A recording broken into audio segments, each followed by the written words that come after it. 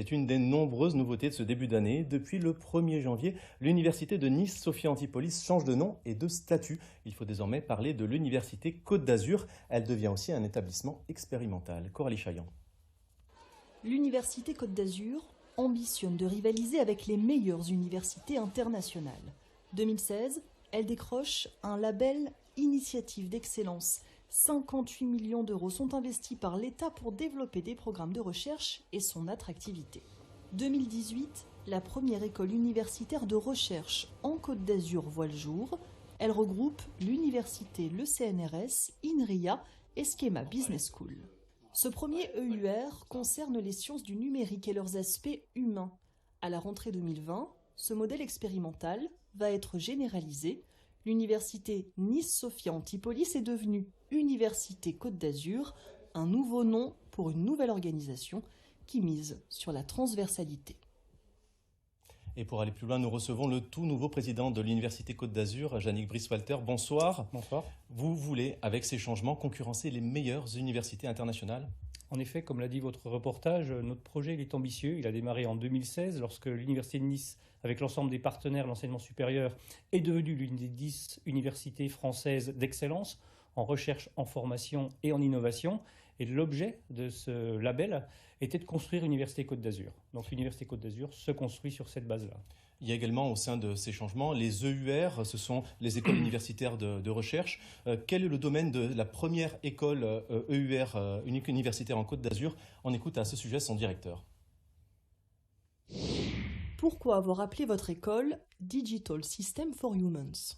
Elle regroupe tous les acteurs des systèmes numériques au sens large, c'est-à-dire évidemment les scientifiques et les ingénieurs qui construisent les systèmes numériques, des informaticiens, des électroniciens, des spécialistes des télécoms, mais elle s'intéresse aussi à tous les impacts sociaux des systèmes numériques. Quoi de nouveau pour l'étudiant ? Ce qu'on propose aux jeunes étudiants, c'est de se former, de devenir spécialiste d'une discipline, mais on les ouvre aussi, on travaille beaucoup sur la transdisciplinarité, on les ouvre aussi à d'autres disciplines. Pourquoi miser sur cette transdisciplinarité ?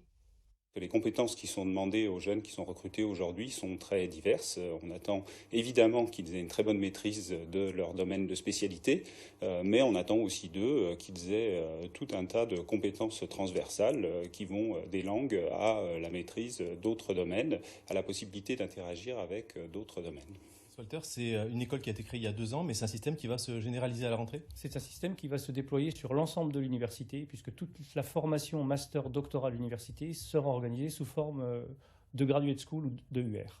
Qu'est-ce que ça va changer pour le quotidien des étudiants ? Ça va changer surtout un mode de formation avec plus de possibilités d'adaptation, plus de disciplines offertes à un étudiant dans un même domaine. Si on prend le cas des sciences du numérique, on peut avoir des formations en numérique pur, mais aussi des formations en économie, mais aussi des formations en droit autour du numérique, ce qui permet de faire face vraiment au challenge de ce domaine. On l'a compris, plusieurs disciplines. On va justement écouter un étudiant de cette école que nous avons rencontré. On lui a posé la question, on écoute sa réponse. Ma spécialité aujourd'hui, c'est l'électronique et les télécommunications. Donc ça va me permettre de déboucher dans le monde des télécommunications, comme par exemple les sociétés qui s'occupent de la 4G, des téléphones. Et après, la partie que j'ai choisie en option, c'est la partie business, digital business. C'est vrai que d'avoir cette double compétence électronique et business, je pense que c'est ce qui va me permettre, par exemple, de me faire une place par rapport aux grandes écoles d'ingénieurs qui, eux, seront peut-être plus sur le technique. On vient d'entendre un élève, et pour les personnels de l'université, quels sont les changements ? Alors, pour les personnels de l'université, il n'y a pas forcément de grands changements puisque tous les besoins de l'université sont toujours couverts par ces personnels. Ce qui change véritablement, c'est la façon de concevoir l'enseignement supérieur et cette articulation formation, recherche, innovation dans tous les domaines. Il y a un changement dans le nom, on l'a dit, plus de Nice ni de Sophia Antipolis, c'est l'université Côte d'Azur. Il y a aussi un changement dans le mode de désignation du conseil d'administration ? Tout à fait, puisque l'université que l'on construit, si on veut être d'excellence en recherche-innovation, doit mettre autour de la table l'ensemble des acteurs de l'enseignement supérieur et de la recherche.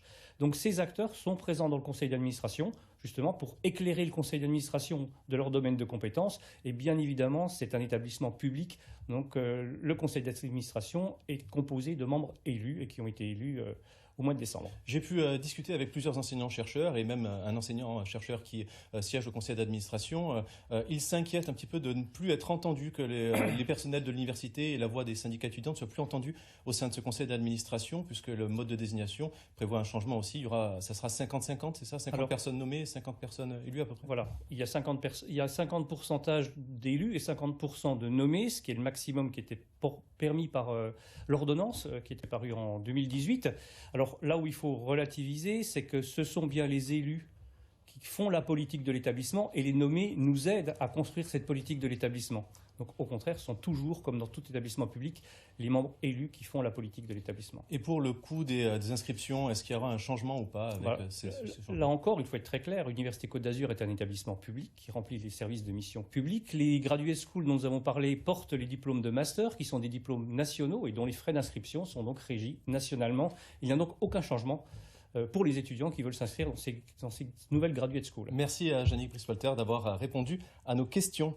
Un autre lieu où l'on débat et où on apprend également, l'Assemblée nationale des jeunes. Pendant 2 jours à Nice, des collégiens et des lycéens se sont transformés en députés. 200 élèves qui ont échangé sur le thème des violences conjugales, des cigarettes électroniques et des ventes d'armes à l'étranger. L'intérêt est de se préparer à devenir citoyen, comme nous l'expliquent Véronique Barin et Éric Jacquet.